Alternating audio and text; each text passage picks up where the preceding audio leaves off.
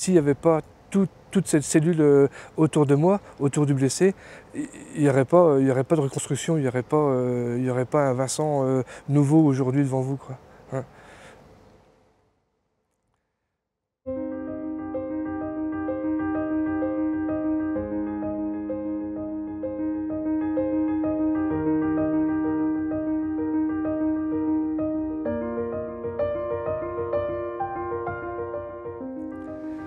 Je suis Vincent, j'ai été blessé au Kosovo en 2001 où on était en maintien de foule sur une émeute et on nous a jeté des pierres et dans les pierres il y avait une grenade défensive qui a blessé un de mes camarades que j'ai immédiatement rentré à l'abri et je me suis rendu compte à l'issue que j'étais blessé personnellement aux jambes.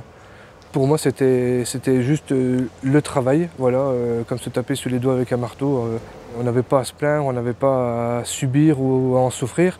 Ensuite, beaucoup de peur, beaucoup de crainte. J'ai fini mon contrat en 2003 et j'ai intégré la réserve à Auxonne, au 511e régiment du train. Et en 2014, j'ai eu un accident de la route, donc un deuxième choc. Et j'ai été détecté en 2016 post-traumatique.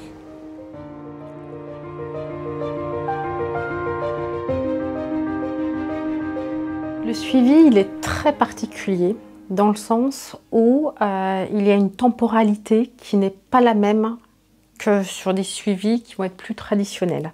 C'est-à-dire qu'on va vraiment s'adapter au blessé, à sa manière à lui d'avancer.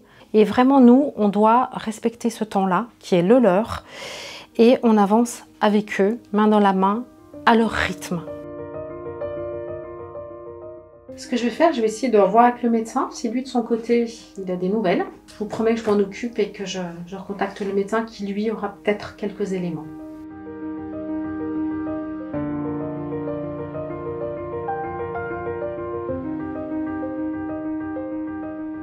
On se sent seul parce qu'on ne peut pas nous comprendre, dans le sens où on est un blessé et on peut pas aller se vanter. C'est pas un mérite d'avoir été blessé, c'est pas une récompense. C'est on subit la blessure et d'avoir été détecté sur le post-traumatique, c'était très compliqué à l'entendre, mais surtout à le comprendre, de comprendre qu'on a un souci voilà, invisible.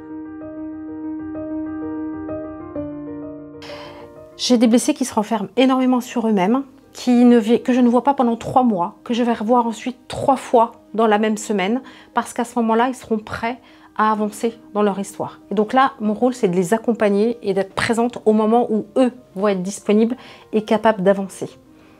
L'action sociale, là, ils ont été top et il y a encore du suivi par l'action sociale parce que ça ne s'arrête pas du jour au lendemain. C'est un gros travail sur soi-même déjà.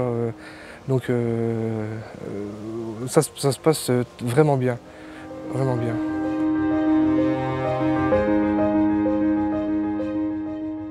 Ici, à la base pétrolière interarmée, nous avons des soldats qui sont engagés en première ligne dans les opérations et qui subissent des traumatismes physiques, psychologiques.